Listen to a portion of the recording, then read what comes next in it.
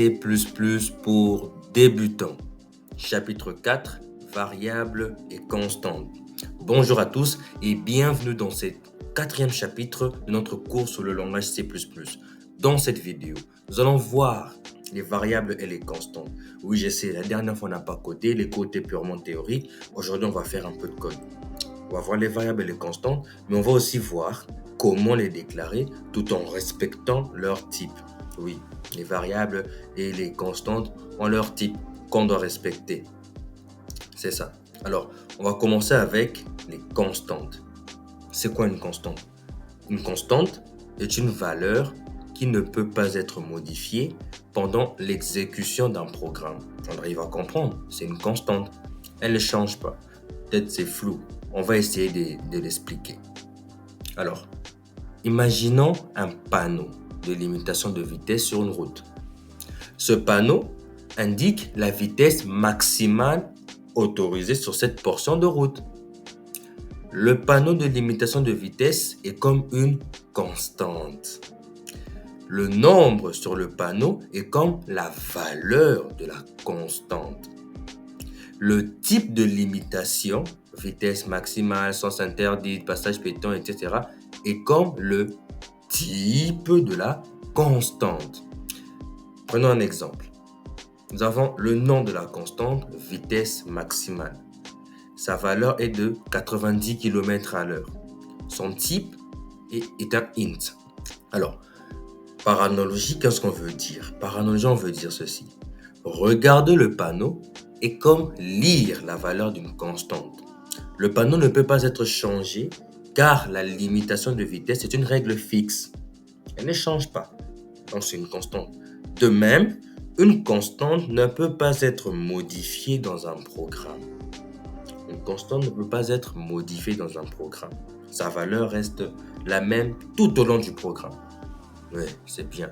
Mais alors, comment on fait pour déclarer une constante et lui affecter une valeur au langage C++? Voyons-le tout de suite. Nous voilà dans notre éditeur de code dev C++. J'ai eu à vous créer un petit fichier déclaration constante.cpp.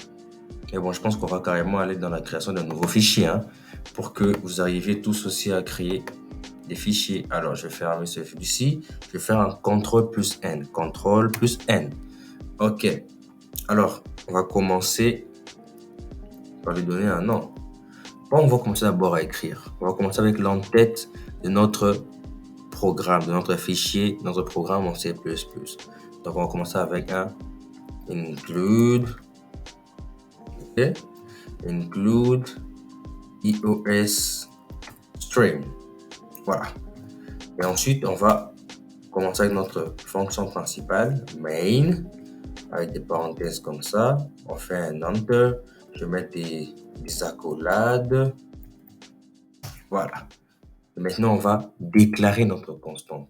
Pour déclarer notre constante, on commence avec l'instruction, OK, ou le mot const, pour dire que voilà, ça sera une constante. Et après avoir indiqué avec le mot, avec cette instruction const, qu'est-ce qu'on fait? On va préciser le type de notre constante. Et dans notre cas, ça sera un entier. Et donc, on va mettre un int.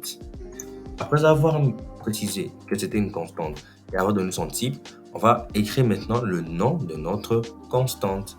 Moi, ici, je vais prendre ma constante. Voilà, ma constante. OK.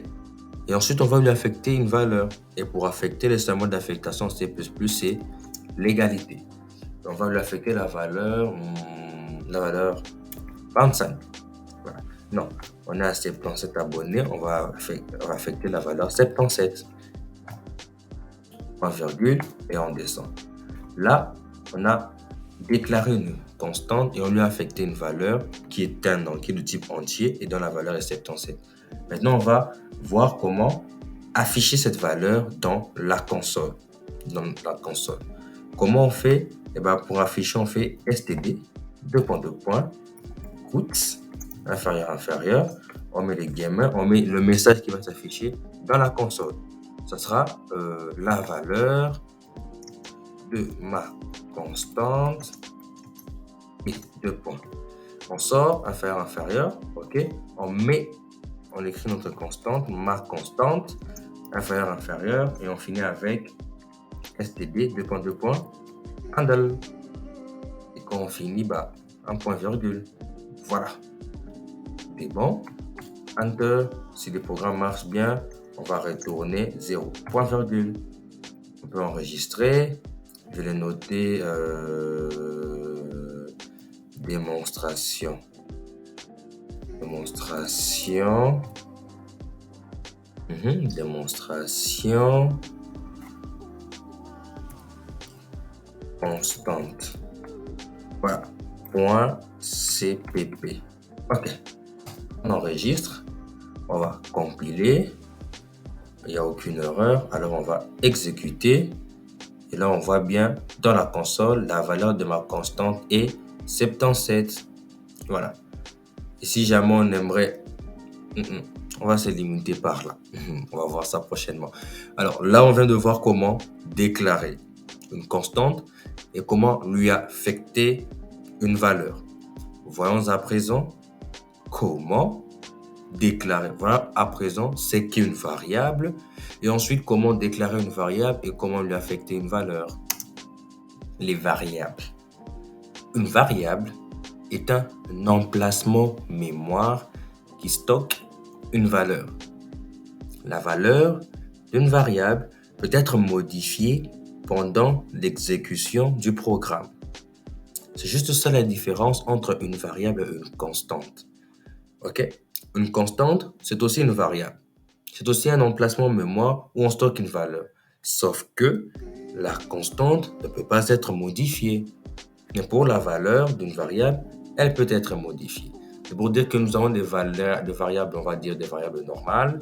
On peut dire qu'il peut y avoir des variables qui sont des constantes. Voilà. On va essayer de l'illustrer. Alors, imaginez un coffre-fort dans une banque. Ce coffre-fort peut stocker des objets de valeur comme des bijoux ou des lingots d'or. Le coffre-fort est comme une variable. Le nom du coffre-fort est comme le nom de la variable. Les objets stockés dans le coffre-fort sont comme les valeurs stockées dans la variable. Le type de coffre-fort, petit, grand, ignifuge, etc., est comme le type de la variable. Prenons un exemple. Nom de la variable, argent. Valeur stockée, 100 €. Type de la variable, int, pour entier. Donc, par analogie, ouvrir le coffre-fort et lire son contenu est comme lire la valeur d'une variable. Mettre de l'argent dans le coffre-fort est comme affecter une valeur à une variable. Ouais, c'est bien. Mais alors, comment on fait pour déclarer une variable et lui affecter une valeur en langage C++? Voyons-le tout de suite. Et de retour encore dans notre cher éditeur de code Dev C++. On l'aime tellement. Alors maintenant, on va apprendre comment déclarer une variable et lui affecter une valeur. Comment on fait? On y va. CTRL+N, on crée un nouveau fichier. La même chose, l'entête. On va faire include, ok? Include US stream. Ok, on descend, on fait main. On sort des accolades. Bon, pour une constante, on a commencé avec le mot constante. Or, j'ai dit, on vient de voir précédemment que une constante est une variable. Donc, pour déclarer une variable, on n'a qu'à écrire int, le type de la variable, et on écrit directement ma variable. Et pour affecter une valeur, qu'est-ce qu'on fait? Le même symbole, l'égalité. Et ma variable vaut 10. Point virgule. Aussi simple que ça. Et on peut venir, on fait encore std, goods, inférieur, inférieur. On va mettre ceci, la valeur de ma variable et deux points. On sort. Ici, on met inférieur, inférieur. On met ma variable. OK? inférieur, std, handle. Ah, vous commencez à maîtriser, hein. Et si le programme marche bien, on retourne 0. J'espère qu'il va bien marcher. Là, ici, je vais écrire démonstration. Écrire démonstration. Démonstration-variable.cpp. Voilà. Je vais compiler. Il n'y a pas d'erreur. Et je vais exécuter. Et voilà, la valeur de ma variable est 10. Mais on a dit que la variable, on peut modifier sa valeur. Alors, comment on fait pour modifier la valeur d'une variable? Rien de plus simple. On va affecter à cette variable une nouvelle valeur. On y va. On va venir ici et on va écrire ma variable égale 20. Qu'est-ce que le programme va faire? Avant, ma variable avait la valeur 10. Et maintenant, on dit que ma variable a la valeur 20. Vu que ce n'est pas une constante, c'est juste une variable, elle peut varier. Et donc, le programme va écraser 10 et va remplacer 10 par 20. Est-ce que j'ai dit vraiment des choses sensées? Allez, testons-le. Je vais compiler et exécuter. Et voilà, la valeur de ma variable est 20. Je peux faire ceci. Je vais faire un CTRL-C. Je vais venir ici. CTRL-V, CTRL-V, CTRL-V. Et là, je vais mettre 30. Là, je vais mettre 40. Et là, je vais mettre 50. OK. Le programme va nous afficher la valeur 50. Parce qu'au début, elle était à 10. 10 a été écrasé par 20. 20 a été écrasé par 30. 30 a été écrasé par 40. Et 40, on l'a écrasé maintenant par 50. Et si on venait compiler, exécuter, voilà, la valeur de ma variable est 50. Oui, mais jusque-là, on n'a vu qu'un seul type de variable et de constante. Bref, qu'un seul type de données, les entiers. Est-ce qu'il y a d'autres types de données? Voyons-le tout de suite. Les types de données. Il existe plusieurs types de données en C++. Les types de données les plus courants sont les types numériques. Les types numériques sont utilisés pour stocker des nombres. Les types numériques les plus courants sont les int, qu'on a déjà vu pour les entiers, les floats pour le nombre à virgule flottante et les double, le nombre à virgule flottante, double précision. Ensuite, nous avons les types booléens. Les types booléens sont utilisés pour stocker des valeurs booléennes. Pour ceux qui sont sur ma chaîne, ça fait un moment, j'ai une playlist sur les mathématiques pour programmeurs. Et dans cette playlist, on a eu à parler de l'algèbre de Boole.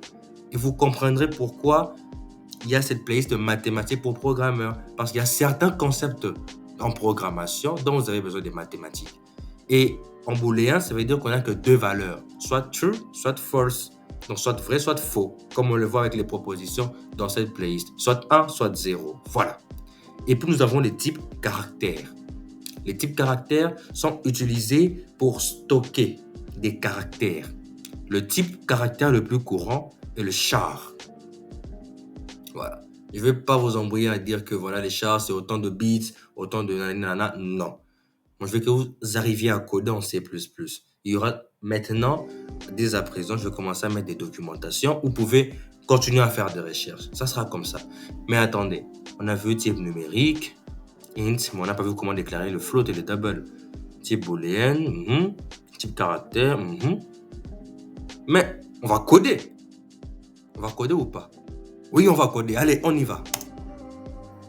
Encore une fois, Dev C++. Alors là, maintenant, on va voir les différents types de données. On va faire encore CTRL-N.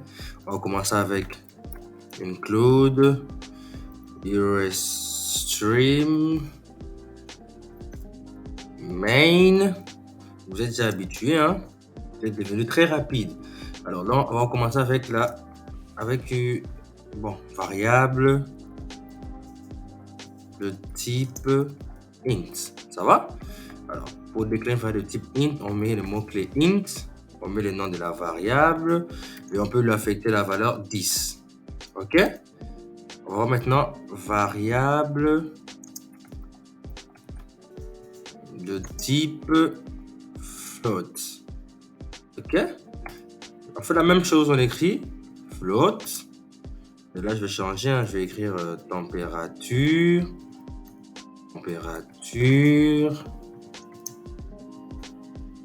Température égale 25.5. Ok? On a vu qu'il y a aussi les doubles. On va dire variable de type double. On va juste écrire le mot-clé double. Vous allez mettre votre nom, hein, le nom de votre variable. On va prendre ici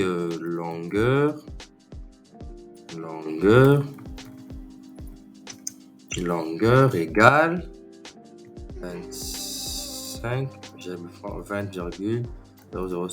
par exemple. Ok, 20,05. On met comme ça. Et puis on a dit qu'il y a aussi les caractères. Variable de type caractère. Donc ce qu'on fait, on commence avec un char.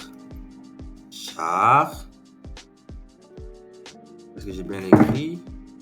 Char égale, c'est un caractère. Par exemple, mettre A est un caractère. Virgule. Ensuite, on a les variables de type booléen. Voilà. Booléen. Et là, le mot-clé c'est bool. Bool, on va prendre est vrai. Ce nom de ma variable, ne me jugez pas. Est vrai égale, on va le mettre à true. Voilà. Les 5 types principaux qu'on retrouve souvent, hein. Les 3 types. Donc là, c'est pour les entiers. Ok, pour le nombre, pour déclarer les valeurs numériques. Là, c'est pour les caractères et là, c'est pour les booléens. Voilà.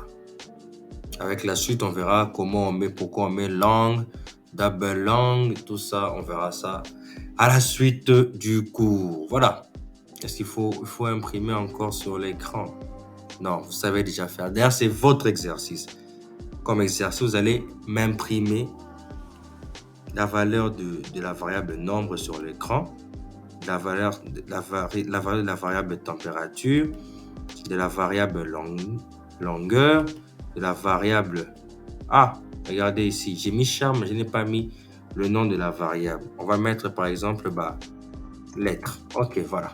Lettre, ok, voilà, c'est bon.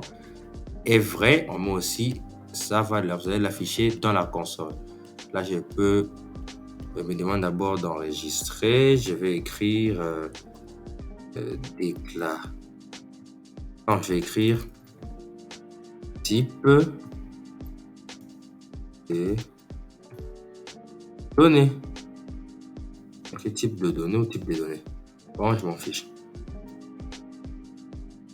On va écrire .cpp. Voilà, il n'y a aucune erreur. On peut laisser comme ça. Et voilà, c'est fini. Maintenant, on va passer